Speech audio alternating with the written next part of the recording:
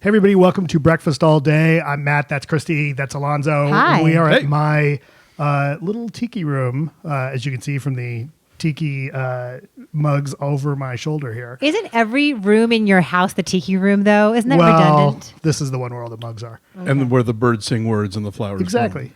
Exactly. It's a really impressive array. For those of you who are just listening to us who can't see it, it's a really impressive array of tiki mugs, by the way. How many do you have, Matt? I don't know, 30 something. Okay. Yeah. Which one's your favorite?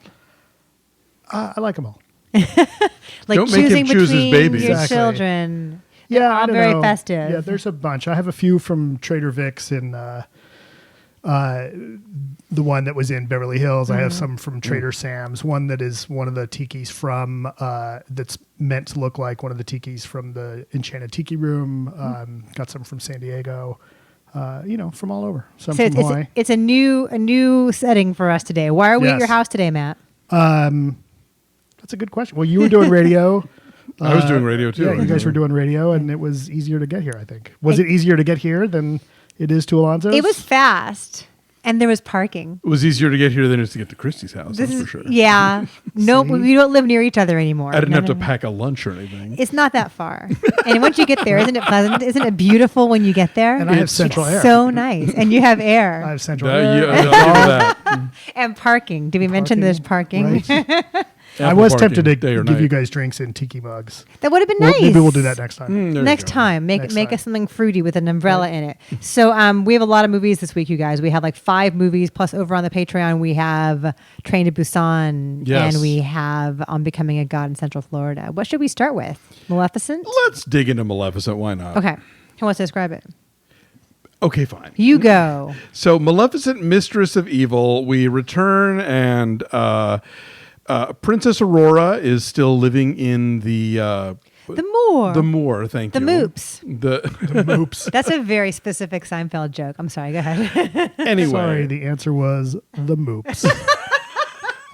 For you youngins, you don't get that joke. Anyway, so she's living among the whimsical, enchanted forest creatures, and her dull as dishwater prince has finally proposed, played by Harris Dickinson, who's really good in Beach Rats. I did not realize until Justin Chang and Katie Walsh told me like a week later that was Harris David. You'd never know that was him. He's a walking piece of white bread in this movie. Yes. Like he's got nothing going and on. a terrible haircut. Ugh. Anyway, so he proposes and she accepts, but of course Maleficent is, still suspicious of, men specifically and people in general, and isn't crazy about it, but Aurora's trying to convince her, no, it's going to be great. And so she goes to meet the parents, and Harris Dickinson's mother, the Queen, is played by Michelle Pfeiffer, and she's got an agenda or two of her own up her sleeve, which leads to Maleficent being exiled, but then having to return to save the day, and blah, blah, blah. This reminded me a lot of that whole post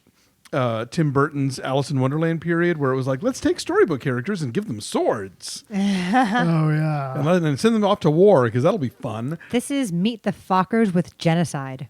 Yeah, so much genocide. It's like the first movie you could very easily read as being like a rape revenge fantasy movie. Like it was Ms. 45, but Disney style. Right, her wings get yanked off her back. Yes. And this one is about genocide, a lot of genocide. And I wanted more. Look, if you're going to give me Angelina Jolie and Michelle Pfeiffer like going high camp, Right. then give me more of that and more of them on screen together, and we are denied a great deal of Right. that. They're weirdly restrained. Like it could have been so much more fun, but it's trying to be so many different kinds of movie because it is trying to be funny and it's trying to be like a family friendly action adventure film, but it's also trying to say something about peace or knowing who you are. All I know, here's what I know. There's the big climactic sequence where all the battles are going on and all the fays are flying into the castle and giant deadly red dust is like poofing up into the sky. Pumpkin bombing them. All the subplots are tying up and they're cross-cutting between all these different storylines. And Nick turns to me and he goes, I have absolutely no idea what's going on right now. And if you can't get like kids to be into the big fun spectacle of it all, then like, what have you done? And I'm like, yeah, I think I know what's going on, but I get where you're coming from. This is I certainly don't care. Right. No, it's visually and narratively so jumbled. It's trying to be so many things at once and it gets none of them right. But the costume design. Oh, yeah. The clothes are gorgeous. The stuff that Angelina wears, especially toward the end, which is like kind of like black and kind of ripped. And it reminded me of like the Rodarte stuff that Natalie Portman wore in Black Swan. Well, it's very much like this is Maleficent's red carpet look, you know? And Michelle Pfeiffer's character is clearly like getting some level of sexual fulfillment of like sending soldiers off to die and killing off like sprites and fairies. Like she's all but like quivering on screen whenever like stuff starts getting really violent. She's feeling it. Matt liked this better than we did. I think, yeah, I did like this better than you guys did. You know, it moves along well enough and it's got a lot of action and you know, if you come into this thinking like, oh, it's kind of mindless, if you're not looking for any meaning, it's fine. Every time it starts to try and add some kind of message or gravitas, that is not germane. Right. It totally it loses its way pretty badly. And that's where I was kind of bored with it. And then the other thing that kind of bugged me, and this is going to be so weird. There's no way they could build that castle that tall. Why? Because unless you're building with steel, you can't build that tall. Like there's a limit. Stone won't go that high. Right. There's a limit to how tall you can build with steel. And for everybody watching at home, don't tell me that magic would make it work because clearly the queen was against magic and magical beings. And so she gets rid of all the That's fae. why they've been That's true. exiled. There's not a single Right. flying buttress in this movie. Right. So, you know, these castles and these walls are, 40, 50, 60 stories tall. And with masonry, you can only really go, I think it's not more than like 10 or 12 stories. So that bothered me. Yeah. But if this is what you're thinking about doing your big whimsical Disney action spectacle, Right. then that's a problem. Exactly. What and would the architecture be like? right. I mean, I'll buy that in Lord of the Rings because there's lots of magic and okay, that's fine. The other thing is I wanted more, like, give me more of what's going on with the exiles. Like when, right? The Fae. The Fae, like her, when I don't want to give too much away, but this whole other group of people, like, show me more of that and don't just do kind of the cliched native kind of like, oh, back to nature. Living off the land. These are the indigenous peoples that have been pushed around Right. and It's about refugees. that was kind of dopey. led by Chiwetel Ejiofor and Ed Skrein. Yeah, Ed Yes. Skrein and Chiwetel Ejiofor. I was like, what are you guys doing slumming in this movie? Is one of them gay? One of them has like rainbow wings. Is that the gay Fae? I hadn't thought about it, but I'll well, buy Alonso, it, you sure. are the spokesperson for Right, Yeah. all of your kind. My Fadar did not go off, so I But- couldn't but- say for sure. But the Fae are a more multiculturally diverse group than like the people in the kingdom who, for the most part, are all super white.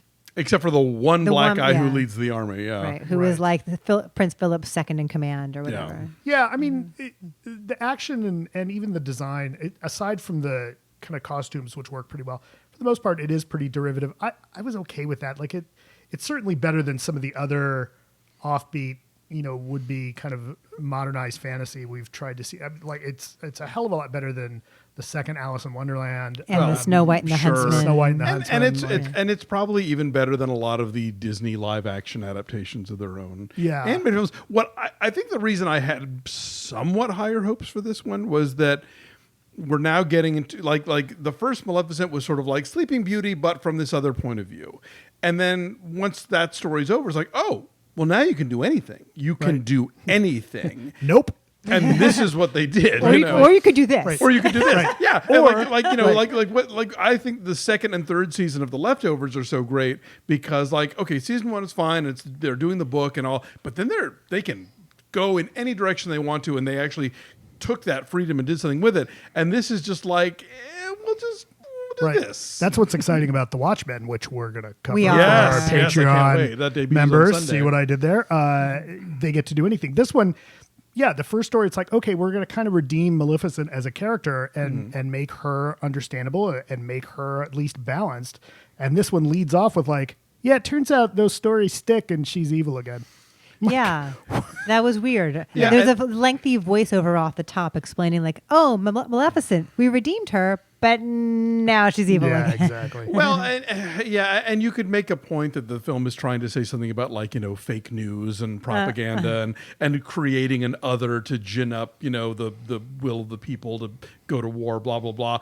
And, those ideas are there, but they're not presented particularly interestingly, and they don't have anything very interesting to say about them. They're there with a whole lot of other stuff. With a whole lot of stuff. Yeah, I totally feel Nick on this one.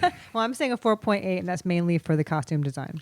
I said a 6 just because, I liked looking at it, and I liked the moments with Jolie and Pfeiffer, and I wish they had really gotten to go head to head more, because I think that would have been give me a diva throwdown. Come on. Full Crystal and Alexis. Yes. You want that. You Put want them in a hair lily pulling. pond. Dang. 6.5. I was okay with it. Okay. 5.8 is our number. It's at 39% on the tomato meter.